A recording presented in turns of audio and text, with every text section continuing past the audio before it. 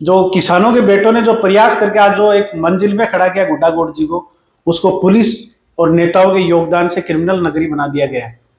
खुलेआम घरों में फायरिंग हो रही है। रात को 2:30 बजे फायरिंग होती है, 100 नंबर पे कॉल करते हैं, 1.5 घंटे बाद में पुलिस पहुंचती है। खुलेआम गाटर लगी हुई, कैंपर गाड़ियां, काले शीशों की गाड़ियां हर तहसील हेडक्वार्टर पे घूम रही है। काफी दिनों से चुप था, लेकिन अपराध ने अपनी सीमा लांघ दी। कोई नहीं बोल रहा इसको लेके। एक समय था जब पुलिस वाले किसी के घर पे पानी पीने भी आ जाया करते थे तो गांव वाले उस घर से दूरी बना लिया करते थे। और आज ऐसा समय आ गया कि किसी समाज का कोई भाई जी, फलाना भाई साहब जमानत पे मिले तो लड़के डीजे पे गाने बजा रहे हैं कि तेरा यार जमानत पे आया, जज के पसीने आ जाएंगे, पीतल भर देंगे, सिस्टम पाट देंगे, ऐसे स्टेटस लगाते हैं इंस्टा पे और लोग उन पे अपने दिल और इमोजी भेज रहे हैं। ये सारा का सारा मोबाइल और जो रील वाला जो सिस्टम चला ना, इससे पूरा का पूरा समाज का ताना बाना खत्म हो गया। आज हमारा समाज और हमारा युवा दोनों ही गलत दिशा में जा रहे हैं और इसके लिए बोलने की आवश्यकता है। जो भी जनप्रतिनिधि हैं, जो भी समाज सेवी, उनको इसको लेके बोलना पड़ेगा।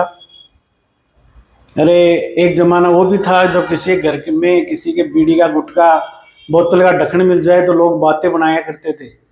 और आज जमाना ऐसे आ गया कि घरों के अंदर 25-30 कारतूसों के खोल, रात को बरसात हो रही है खोलोगी, और कोई समाज और कोई गांव उसमें नहीं बोल रहा। 3 दिन से देख रहा हूं कोई इसमें नहीं बोला। समाज के अंदर बहुत बड़ा खोखलापन आ गया है। हम लोग अपने विचारधारा को, अपने सामाजिक ताने बाने को छोड़ के हम लोग ग्रुप्स में बट गए, ग्रुपों के अंदर, और यहाँ से समाज का पतन साफ दिख रहा है। आज झुंझुनू जिले की हालत तो ये हो गई कि झुंझुनू जिले के समाज सेवकों से ज्यादा गैंगस्टरों के पेजों पे फॉलोवर है। एक भाई है धर्मवीर जाखड़, अपने पुलिस के अंदर, चूरू के अंदर गरीब बच्चों के लिए पाठशाला चलाते हैं। एक बहन है सुमन जी, जो झुंझुनू में झुग्गी के बच्चों के लिए शिक्षा की मुहिम चला रही हैं। लेकिन शायद ये वीडियो देखने वाले भी 70% लोग उनको जानते नहीं होंगे, लेकिन सबको ये पता है कि कौन किस गैंग का है। 17-18 साल के हर बच्चे के हाथ में मोबाइल है, उसको ये पता है कि कौन सी गैंग का कौन भाई जी है। नए नए छोरे हाथों में मोबाइल लेके सरेआम वारदात करके और इंस्टाग्राम पे अपनी वो ले रहे हैं कि जिम्मेदारी ले रहे हैं। हर नौजवान गैंगस्टर लाइफ स्टाइल को गलमर की जिंदगी मान रहा है, उनसे प्रभावित हो रहे हैं। हमारे छोटे बच्चे, 10वीं-12वीं के बच्चे भी उनसे प्रभावित हो रहे हैं, उनसे जुड़ रहे हैं, उनको फॉलो कर रहे हैं। और हद तो ये है कि बोझ ढोने वाली पिकअप गाड़ियां, कैंपर गाड़ियां, वो बदमाशी का दूसरा सबसे बड़ा शेखावाटी नहीं, पूरे मरु प्रदेश में पर्याय बन गया। और उन कैंपर गाड़ियों को लेके ऐसे घूमते हैं जैसे कोई AK-47 लेके बॉर्डर पे, भारत पाकिस्तान चाइना बॉर्डर पे लड़ाई लड़ने के लिए उनके आठे मंडा रहे हो। और उनके घरों की हालत यह है कि उनके माँ बाप सर्दी में हाड़ गला के फसल पैदा कर रहे हैं, उनके लिए पैसे कमा रहे हैं, लेकिन बेटा किस्तों पर ली हुई कैंपर से रील बना रहा है। और ताज्जुब की बात तो ये होती है कि 15-16 साल के लड़के एक दूसरे को ज्ञान दे रहे हैं कि मेरे भाई, मैंने तो USDT से कमा लिया, तू भी USDT से 2 रुपए कमा ले, खेल की आईडी ले ले, IPL में तू, तेरा काम करवा देंगे, खाते ले ले। खुलेआम हर गांव में 200-250 बच्चों के खाते रेंट पे चल रहे हैं, उनके अलग से मुकदमा लग रहा है साइबर का। लगातार छोटे छोटे किस्मों में जमीनों पे कब्जे हो रहे हैं, लोगों के साथ में लूटपाट हो रही है, धमकियां मिल रही है, आम आदमी का जीना दुश्वार हो गया। और सबसे बड़ी हद की बात तो तब होती है जब हमारे जिले और हमारे इलाके के नेता, जो समाज सेवी बने हुए हैं, जो MLA बने हुए हैं, वो इन बदमाशों से माला डलवाते हैं, उनके साथ में घूमते हैं, उनकी गाड़ियां उनके आगे पीछे घूमती हैं। और पुलिस है वो तो हमारी आराम से हाथ फैलाए बैठी है, हाथ बांध के। गिरफ्तारी के आश्वासन के अलावा प्रशासन कुछ नहीं कर रहा। चिड़ा वाली घटना के अंदर जब बाजार बंद हुआ तब जाके कोई 2-4 ये अरेस्ट हुए हैं। अरे पुलिस का मुखबिर तंत्र कहां चला गया? इन बदमाशों का नेटवर्क का अंदाजा होते हुए भी पुलिस वाले पेट खुला के गुलसरे उड़ा रहे। अरे जिले में SP साहब, डिप्टी साहब दफ्तरों में मौज ही काट रहे हो गया? तुम्हारा फिक्स कट तो तुम्हें पास में मिल रहा है, लेकिन जनता की सुरक्षा तो करो। हद तो यह कि पुलिस वाले को यह भी नहीं पता कि जिले में कितने अवैध हथियार हैं, किसके पास कितने हथियार हैं, कौन सी गैंग का कहां पे मूवमेंट है। ना तो कोई बदमाशों की मॉनिटरिंग हो रही, ना ही रात को कोई नाकाबंदी हो रही, ना गाड़ियों की कोई चेकिंग हो रही। खुले आम धड़ल्ले से सब कुछ हो रहा है। राजस्थान में IPL के सट्टे में झुंझुनू जिला सबसे आगे आ गया। अवैध हथियारों की तस्करी में, सबसे ज्यादा हथियारों में। और सबसे बड़ी ताज्जुब की बात साथियों आपको बताऊं, नशे में जो गांजा तो था ही था, चिट्टा और स्मैक भी, जिससे पंजाब, हनुमानगढ़, गंगानगर, हरियाणा बर्बाद हो गया, वो हमारे हर तहसील में आ गया, लेकिन पुलिस की आज तक कोई कार्रवाई नहीं देखी। अरे सीमावर्ती हरियाणा बॉर्डर का जिला है, सीमावर्ती जिलों में तो पुलिस को अधिक चौकस और सतर्क होना चाहिए, लेकिन इसके हालात सब कुछ विपरीत है। एक गोली चलने का मतलब है कि एक जान और एक जीवन खतरा में। 25-30 गोलियां चल गई, आम बात हो रही है, घरों में घुस के फायरिंग, बाजार में फायरिंग, रंगदारी के लिए डेली हर तहसील में फोन, इंस्टाग्राम से खुलेआम धमकी, गाड़ी चढ़ाकर हत्या करना, हाथ पैर तोड़ना।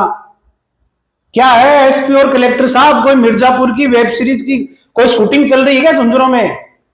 जिस झुंझुनों के अखबार के फ्रंट पेज पे सेना के जवानी के बहादुरी के किस्से आते थे, शेखावाटी के मारवाड़ी बिजनेसों के आर्टिकल आते थे, बड़े बड़े सामाजिक कार्यक्रम और समाज में बदलाव के लिए जो खबरें आती थी, उसकी जगह डेली हत्या, लूट, गैंगवार, गोलीकांड, धमकी, ऐसी खबरें आ रही हैं। इतने थाने, चौकी, मुखबिर का नेटवर्क, आईबी, सीआईडी, स्पेशल टीमें किस लिए बना रखी हैं? सिर्फ जनता के टैक्स के पैसे से सरकारी चून खाने और रिश्वत खाने के लिए बने होंगे आपके डिपार्टमेंट।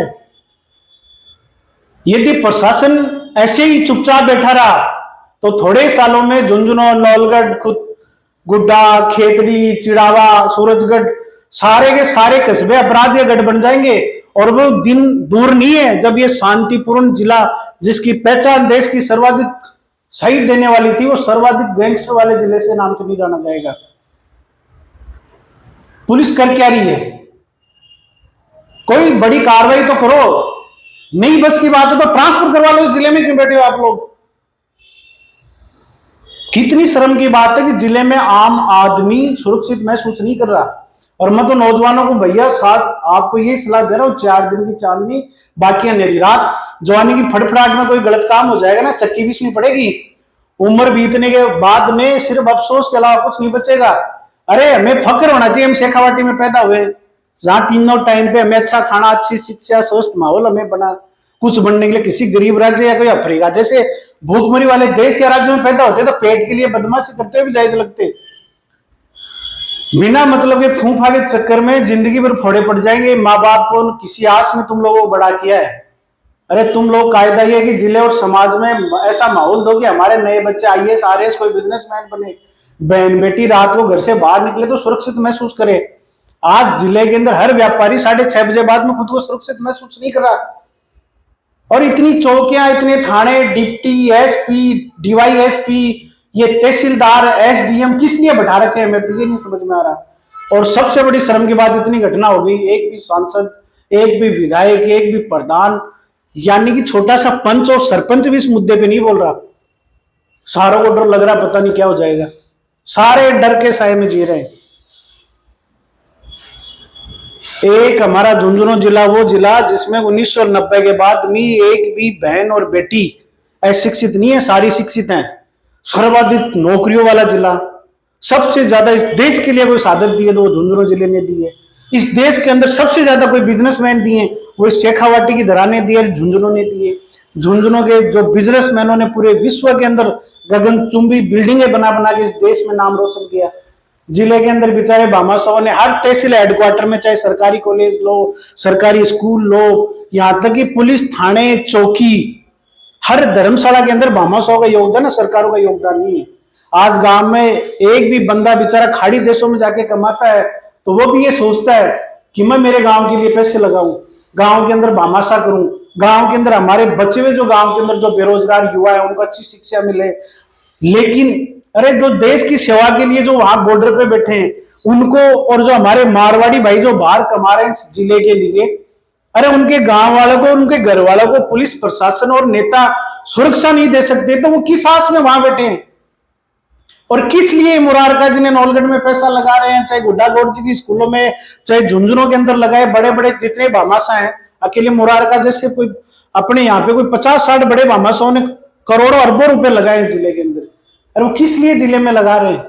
वो यही चाह रहे हैं कि मेरे जैसे हमारे बच्चे बने। प्रशासन जो चुपचाप बैठा है, ये नकारा सिस्टम और ये जो राजनीतिक सिस्टम है, इसके खिलाफ हमें बोलना पड़ेगा। और मैं तो एसपी साहब को, यदि मेरा वीडियो वहां तक पहुंचे तो मैं तो एसपी साहब से यही करबद्ध निवेदन है कि एसपी साहब जिले को बचा लीजिए। इस झुंझुनू के नाम से हमें फक्र महसूस होता है, लेकिन आज जिले की जो हालात हो रही है बद से बदतर हो रही है। हमारा जो नौजवान, अरे और ना कर सकते तो तुम चौकियों के ऊपर, चौराहे के ऊपर, थानों के सामने 24 घंटे नाकाबंदी तो करवा दो, ताकि इन कैंपर पिकअप गाड़ियों से तो पीछा छूटे। अरे पूरे दिन यदि नाकाबंदी करोगे, पूरे दिन तुम्हारा ये प्रशासन सड़कों पे खड़ा रहेगा, मैं कह रहा हूं 1 महीने के अंदर सारे बदमाश बिल में छुप जाएंगे। अखबार में सिर्फ ये लूटपाट की आती, कभी ये क्यों नहीं आती अखबार में आज हमने नशा तस्करों को पटा? अरे मुखबिर तंत्र पूरा ही फैल हो गया क्या आपका? कभी अखबार में ये पढ़ने को नहीं मिला कि आज नशे की खेप पकड़ी, कि आज हथियारों की खेप पकड़ी, या कोई आज हमने ये कार्रवाई की। अखबार में ये है बदमाशों ने अपराध कर दिया, पीछे से बाजार वालों ने, लोगों ने प्रेशर मारा, तब प्रशासन ने पकड़ लिया इनको। कब तक चलेगा ये ऐसा सिस्टम?